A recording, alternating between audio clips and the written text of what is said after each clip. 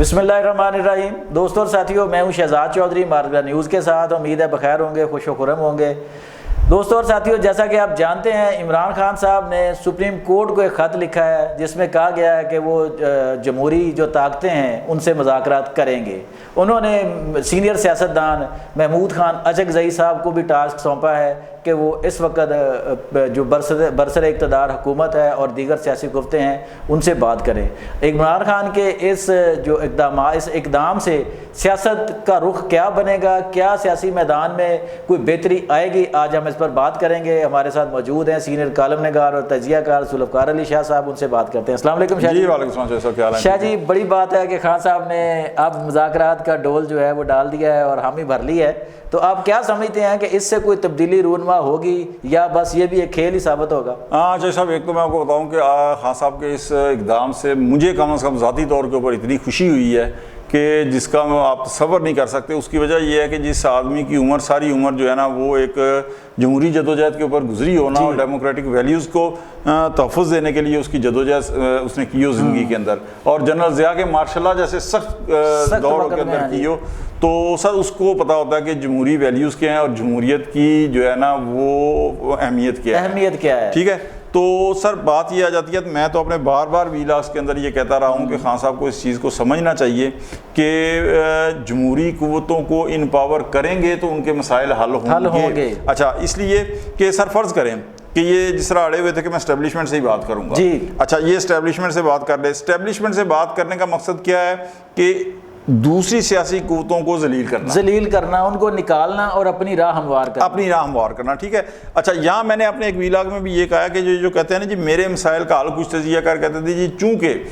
تحریک انصاف کے مسائل کا حل جو ہے وہ اسٹیبلشمنٹ کے پاس ہے۔ سر غلط بات ہے، انتہائی خطرناک بھی بات ہے، اس لیے کہ میں نے اپنے ویلاگ میں کہا کہ 1999 میں جب مشرف مارشل لاء لگا تو سر ان کا تو تقیہ کلام تھا، نو بی بی نو بابو۔ ہاں بالکل ایسا ہی ہے سر، ایسا ہی تھا۔ پھر 2004 کے اندر جب زرداری صاحب رہا ہوئے ہیں تو وہ جدہ گئے ہیں سرور پیلس، ٹھیک ہے، مساق جمہوریت ہوا۔ ہاں جی، مساق جمہوریت۔ اچھا مجھے ایک چیز بتائیں کہ اس تمام عرصے کے دوران، اچھا پھر نواز اللہ نصر اللہ خان کی قیادت میں ایک سیاسی اتحاد بھی تھا، پیپلز پارٹی اس کا حصہ بھی تھی، ٹھیک ہے، اس تمام عرصے کے اندر جبکہ 2002 کے الیکشن کے بعد کاف لیگ اقتدار میں تھی، ٹھیک ہے جی، تو اس تمام عرصے کے اندر کہیں پہ اسٹیبلشمنٹ کا ذکر کیا دونوں جماعتوں نے؟ ہاں جی بالکل نہیں۔ ٹھیک ہے، دونوں جماعتیں آئیں لندن کے اندر، آپ کو پتہ ہے جب مساق جمہوریت ہوا، مجھے آج بھی وہ نظر آ رہا ہے کہ ٹیبل کے فضل الرحمان صاحب بھی بیٹھے ہوئے، ہاں جی بالکل، ساری سیاسی قیادت پاکستان کی جو چیزیں موجود تھی۔ اچھا اس کے اندر سر پھر مشرف صاحب آئے، الیکشن ہوئے، تو سر وہ جو نو بی بی نو بابو کہتا تھا، سر اسے بی بی کو اجازت دینی پڑی۔ ہاں دینی پڑی پھر، ٹھیک ہے، اچھا بی بی کو اجازت دینی پڑی، پھر نواز شریف صاحب کو اجازت دینی پڑی۔ ہاں جی بالکل بالکل، حالات کے جبر کے تحت وہ سر جسے وہ سزائے موت دینا چاہتے تھے 11 سال کے کیس کے اندر، ٹھیک ہے، دینی پڑی۔ کیا اس کے اندر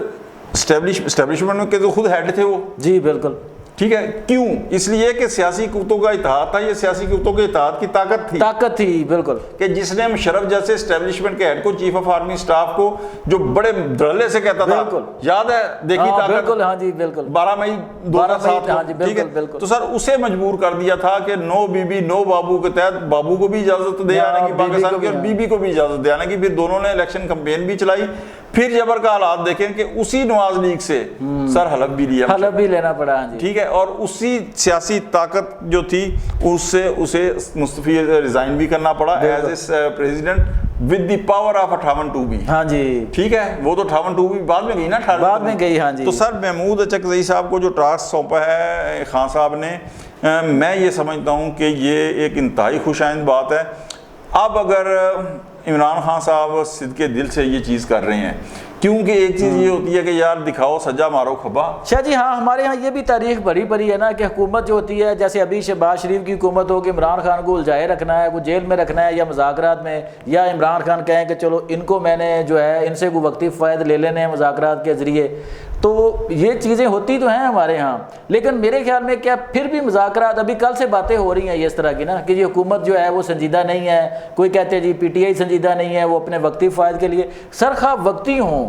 سلسلہ چلے گا تو بات آگے بڑھے گی۔ صاحب یہ میں آپ کو ایک چیز بتاؤں گا، جس طرح خان صاحب کہتے تھے نا میں نے نہیں کرنے مذاکرات، ہاں بالکل، اسی طرح وہ دوسری طرف سے بھی پیپلز پارٹی اور پاکستان مسلم لیگ نواز کی طرف سے بھی کہا جاتا تھا ہم دہشت گرد جماعت سے مذاکرات نہیں کریں گے، لیکن اب جب خان صاحب نے کہہ دیا نا تو محمود خان اچکزئی آپ کو پتہ ہے پرانے مسعود ساتھی ہیں، دوست ہیں نواز شریف صاحب کے بھی اور زرداری صاحب ہاں جی دونوں سے ٹھیک ہے، تو یہ کوئی مسئلہ نہیں ہوگا، وہ بھی مذاکرات پہ آ جائیں گے، وہ بھی آ جائیں گے۔ اور پھر ایک چیز میں آپ کو اور بتاؤں کہ سر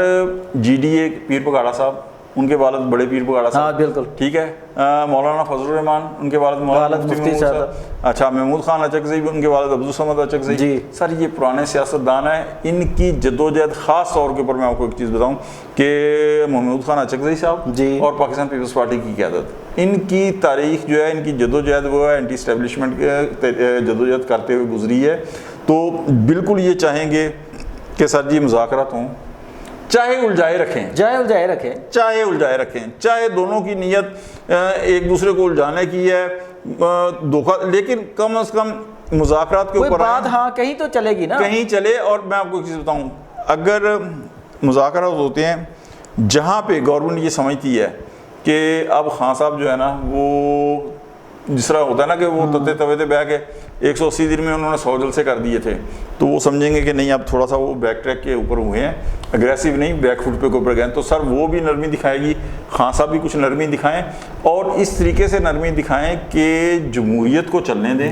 اسے ڈیٹیل نہ کریں، سیاستدانوں کو امپاور کریں، اور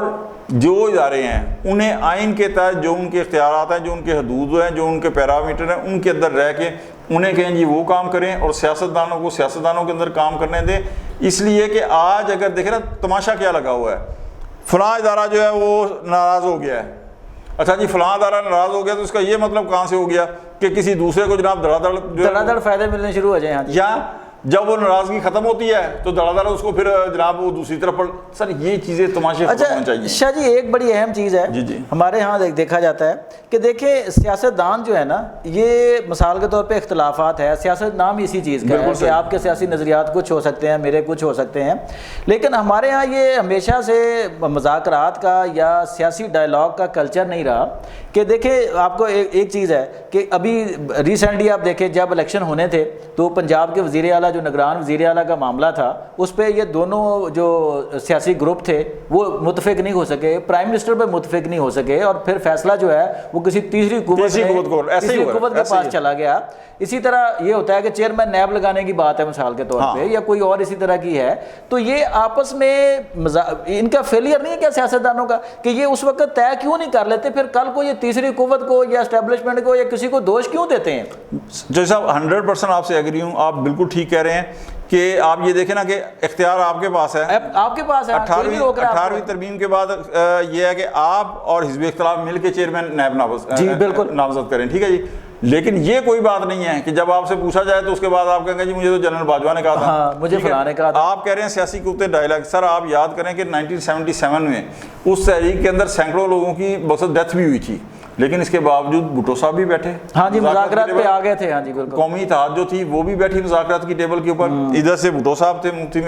کوثر نیازی تھے اور عبدالحفیظ پیرزادہ تھے، وہاں سے مفتی محمود تھے، نصر اللہ خان نوازادہ نصر اللہ تھے، اور پروفیسر خورشید صاحب غفور صاحب، ہاں پروفیسر غفور صاحب، ہاں جی اچھا دونوں بیٹھے، اور یہ بھی کہا جاتا ہے کہ 4 جولائی کو تمام معاملات طے ہو گئے تھے، ہاں یہ پروفیسر غفور صاحب کا سٹیٹمنٹ ہے، اور لائن کٹ گئی کوثر نیازی صاحب کی کتاب کے اندر بھی موجود ہے، تو انہوں نے کہا کہ جب جنرل ضیاء صاحب کی چونکہ نیت خراب تھی، انہوں نے دیکھا کہ معاملہ طے ہو گیا، صبح 5 جولائی کو معاہدے کے اوپر سائن ہو جانے ہیں، انہوں نے رات کو مارچ چلا۔ تو یہ سیاسی قوتوں کے اندر اچھا یہی سے آپ ایک اور نقطہ دیکھیں کہ جب سیاسی قوتیں کسی ایک معاہدے پہ متفق ہوئی ہیں نا تو سر اسٹیبلشمنٹ کو اس وقت ہیڈ تھے نا جنرل ضیاء پڑھا پڑ گئے جی،